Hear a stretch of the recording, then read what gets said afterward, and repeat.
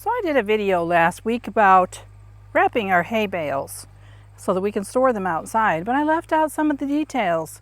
So I wanted to finish up that video today and explain some of the reasons why we do this and some of the problems that go along with that.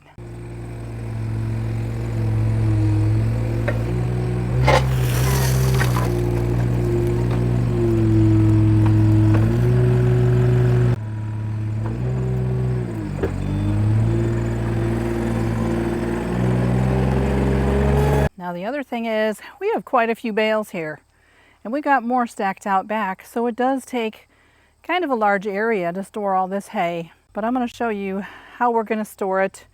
There's a couple of things that we do to help preserve the hay, to make it easier to access, and over time these bales will destroy the grass underneath, but the stuff that's around it will continue to grow. And we don't want to have to mow or weed whip near these bales because we don't want to take the chance of tearing up the plastic. So that's one of the reasons why I'm going to show you what we put down first to help protect the bales so that we don't have to have weeds growing through them and have other problems, say an infestation of wasps or different pests.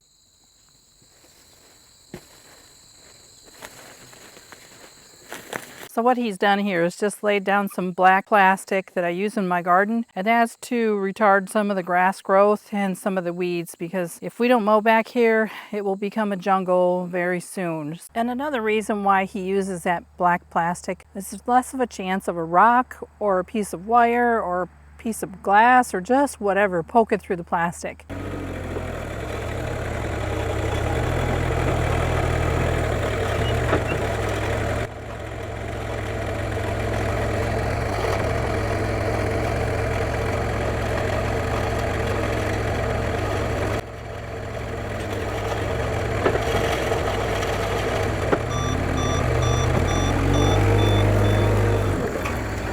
Now, as you can see, this bale has been repaired several times already, but we've got another hole down here.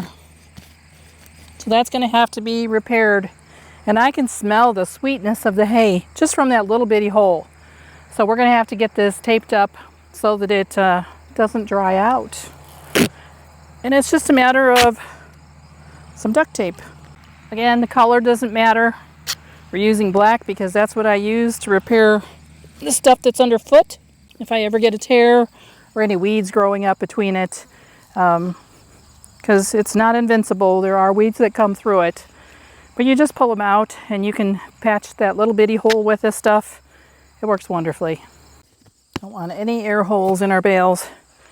Now when he does come out here to mess with this pile in any way, move anything around, he does do a visual check to make sure that nothing is growing up into the plastic and tearing it, because it's so important to keep these sealed. So this is a lane where we often run the cattle down, but can you imagine if one of these pokey things got next to one of those bales and grew into it? It would just poke right through that plastic.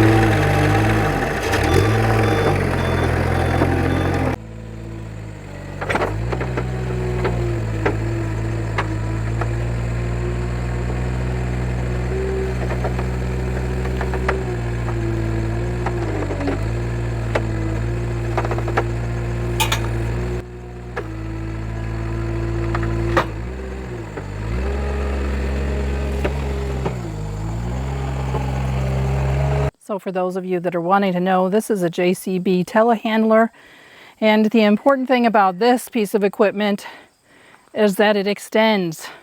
So you can get the proper angle when you're trying to grab onto it, but the real important part of this equipment is these grabbers. There are many other kinds of equipment that you could use for the same operation and possibly just have this grabber set up, put onto the front of your bobcat or your tractor, but you wouldn't be able to extend. And that's what makes this so sweet, because it goes so fast. Now the piece of equipment that he's using is called a telehandler, and it's not ours. We don't own it. It's the neighbor's, and he's allowed us to use it because he only lives just 2 farms away. So that being said, if I didn't own that piece of equipment and wasn't able to borrow it, I would have to find another way to move these bales around. Now last year when we were moving bales like this, and we only had just a few, I think it was a dozen or so that were wrapped, we didn't borrow the telehandler from the neighbor. We just used the Bobcat with a couple of pallet forks, and he slid underneath them and was able to pick them up. There were a few areas that we had to repair. Now in the winter time, when we're ready to use them, he's just going to use our bale spear that's on the tractor or on the Bobcat and just spike them through the middle and drop them out in the feeder and unwrap them. Now each one of these bales lasts us approximately 2.5 days. And we have to plan on feeding hay through the winter for about 6 months. So for our number of cattle, we're going to need anywhere between 90 and 110 bales. And we do like to have extra just in case. Since this is the last bale, he doesn't have to adjust. Just grab it and go.